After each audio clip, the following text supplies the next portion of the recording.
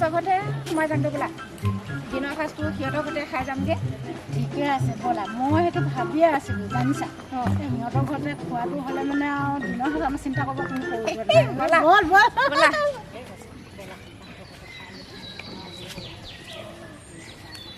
অঁ নন্দেশ্বৰ আছেনে ঘৰত হেৰা তুমি যে নন্দেশ্বৰ বুলি ক'লা নন্দেশ্বৰ নহয় ৰহেশহে অঁ হয় নেকি মই আকৌ ৰহেশ্বৰ নন্দেশ্বৰ একেই বুলিয়ে ভাবিলোঁ নহয় পেটৰ ভোকত নাম কি ওলালে মই একো গমেই নাপালোঁ ব'লা ঠিক আছে ব'লা অঁ ৰহেশ্বৰ বহিছে অঁ আহা আহা তোমালোকে আহিলা তুমি আজিনো কি সকামত আহিলে কুটুম পঞ্চায়তত বোলে অংগনবাদী কৰ্মী সহায়িকাসকলে পোষণ মেলা পাতিছে নহয় তাকেই তোমাক খবৰ দিবলৈ আহিছিলোঁ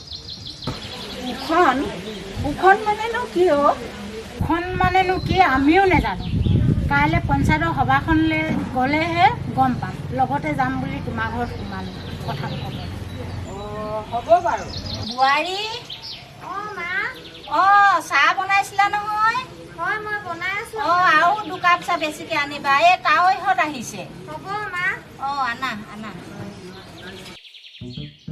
ঐ ৰমায়ণ কামলৈ ওলাইছে নেকি ডিউটিলৈ যাব লাগে নহয় মই ডিউটিৰ কাৰণে ৰেডি হৈ আছোঁ কলডিল এটা আনিছিলোঁ আকৌ কলডিল আনিলোঁ অঁ ভাল কৰি লওঁ কেইটকা লাগে এই দে আৰু কিবা এটা দি দিয়ক কালি যে কণী দিছিলা কণী আৰু আছে নেকি হ'ব কণী কণী এই পিনে পোৱাৰ লগে লগে মই আনি পিনে দিলোঁহিয়ে এতিয়া আকৌ পাৰিলে দিম বাৰু খালি এতিয়া মই সোনকালে যাব লাগে মই ডিউটি যাব লাগিব মই কণী আনি দিম ঠিক আছে। আনি দিম মই কণী মই আনি পিনে হেৰি কৰিম বাৰু বোৱাৰী চাহ আনিছনে আনা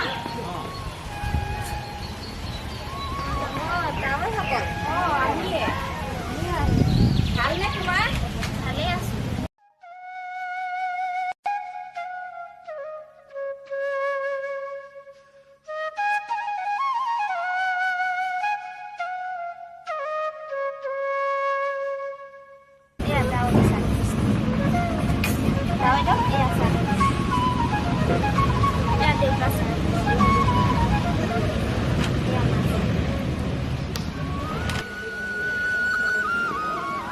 চাহ খাব যাওঁ হ'ব বোৱাৰী মা দেউতা চাহ খাব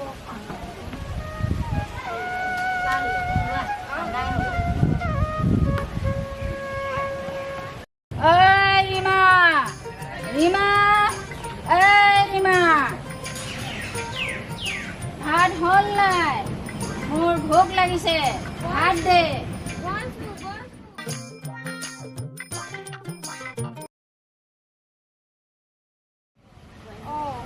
আপুনি হাত মুখকেইটা ধুই লওক কোৱাচোন মোৰ ভাত হ'লে মই ভাত বাঢ়োগৈ আপুনি আহক ভাতকেইটা দিছোঁ খাই লওকহি হাতখন ধুই আহক ভাত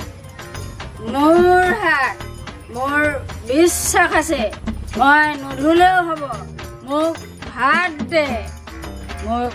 দে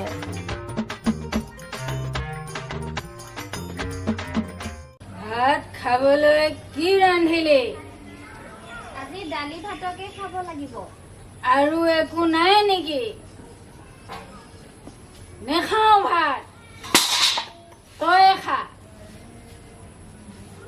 কুটুম আমি যাওঁহে ব'লা কুটুম আমি যাওঁহে এতিয়া দেই ভাল বাৰু যাওক ভালকৈ আহিলে কথা এটাও পাতিবলৈ নাপালোঁ কালিলৈ পোষণ মেলাতে আপোনালোকক লগ কৰিম তুমি কাইলৈ এপাক মাৰিবা হ'ব বাৰু যাম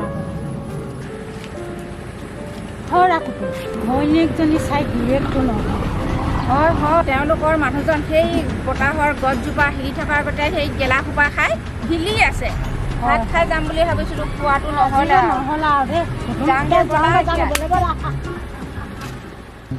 বোৱাৰী হয় সেই কণী খোৱা আছে নহয় কুকুৰাজনী তাকে এটা ভাজি ইয়াক ভাত দে ইমান হুলস্থুলখন কৰিব নালাগে ঐ তই ইমান এই দিন দুপৰতে এই গেলা সোপা ক'ত খাই আহিলি ক'ৰবাত টকা দুটামান থৈ দিলে চব লৈ যাওগৈ বাৰীত সেই কলডিলটো আছিলে নি কিনি তাকো বেচি দিলিগৈ তোৰ এইবিলাক মই কিমান সহ্য কৰিম তুমি তাক কণী ভাজি দিবলৈ কৈছা কিয় তেনেকৈ কৈছে একমাত্ৰ মোৰ ফুলকুমলীয়া ল'ৰাটোৰ কথা আগতে তেনেকুৱা নাছিলে নহয়। কান্দি দেখাইছা কালিলৈ পৰহিলৈ সেই ল'ৰা বাবু কি হ'ব সেইখিনি চিন্তা কৰিব লাগে নহয়।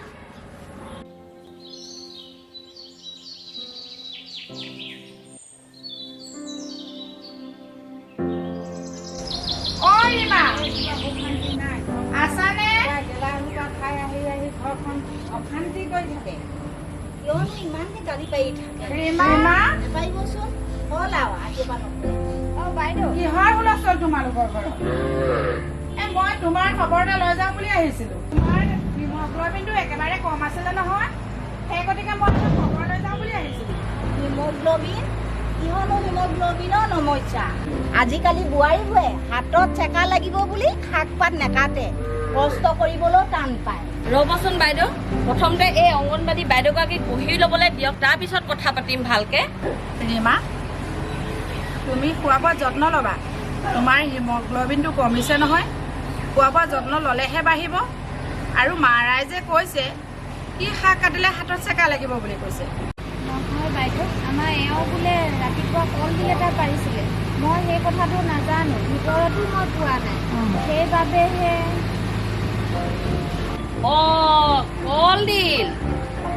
কলডিল ৰাতিপুৱা মই এই হেমন্তক লৈ যোৱা দেখিছিলো। অথনি যে তোৰ হাতত কলডিলটো দেখিছিলো, কি কৰিলিগে তই? কলডিলটো কি কৰিলি? ক'ত থলিগে? পিছতে ৰীমা বোৱাৰীক তোক দি আছ। কণী ভাজি খুৱাবলৈ কৈছিলা নহয়, সেই কলডিলটো বিক্ৰী কৰি আহি সেই গেলা সোপা খাই আহিলে।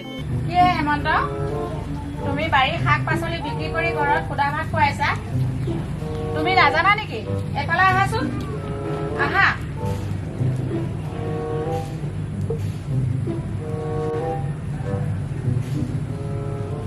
তোমাৰ বোৱাৰী এতিয়া গৰ্ভৱতী, তুমি বাৰীৰ শাক পাচলিবিলাক বিক্ৰী কৰিব নালাগে নহয়।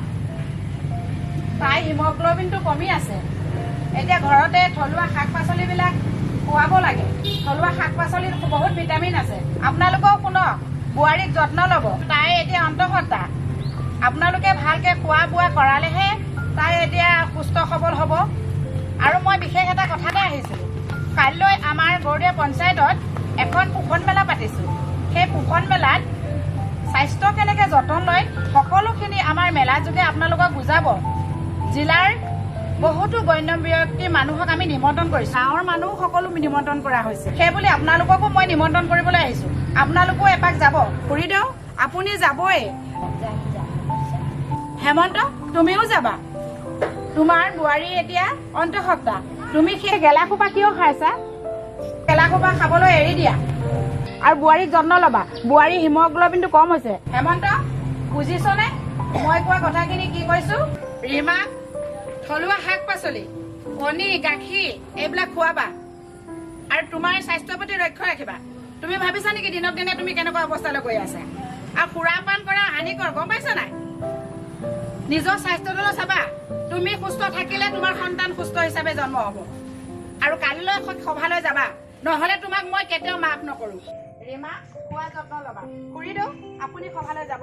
বাইদেউ, মই এতিয়া আহিলোঁ।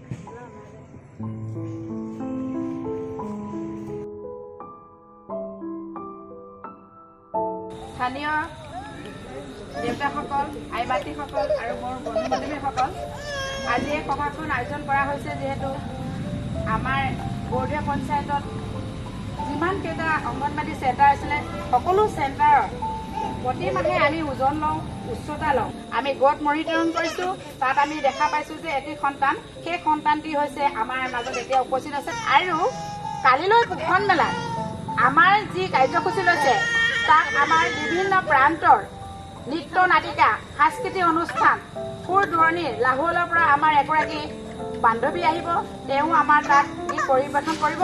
আৰু সেই গতিকে আজি সভাখন পাতিছোঁ। আজি সভাতে আমি নিমন্ত্ৰণ কৰি আনিছোঁ আমাৰ শিশুটিৰ মাক দেউতাকক। মাকক এখন ফুলাম গামোচাৰে সম্বৰ্ধনা জনাব আমাৰ দৈৱকী নেৱাৰ বাইদেৱে। বাইদেউ, আপুনি এয়া হ'ল আমাৰ শিশুগৰাকীৰ মাক, এটা হাত কাটিয়ে দিয়ক। আৰু আমাৰ পিতৃকো আমি এখন ফুলাম গামোচাৰে আদৰণি জনাবলৈ আমাৰ বান্ধৱীক আগুৱাই আহিবলৈ কৈছোঁ।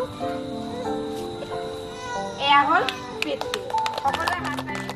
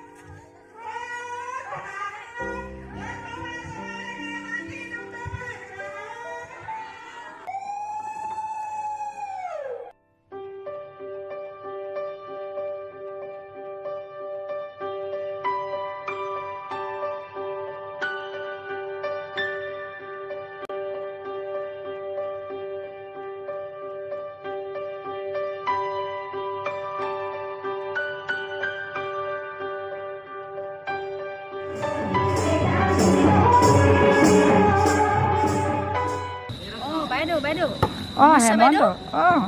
মই আজি এই সভাতে সকলোখিনি বুজি পালোঁ। এতিয়া মই মানুহগৰাকীক মই কেনেকৈ কি যত্ন ল'ব লাগিব, কি খুৱাব লাগিব, দিন হাজিৰা কৰি হ'লেও মোৰ নিজৰ আহিবলগীয়া সন্তানীৰ কাৰণে মই চিন্তা কৰিম। ভাল উপযুক্ত মোৰ আহাৰ মই মোৰ মানুহগৰাকীক মই খুৱাম বুলি মই প্ৰতিশ্ৰুতি দিছাতো? ঠিক আছে, হ'ব দিয়া।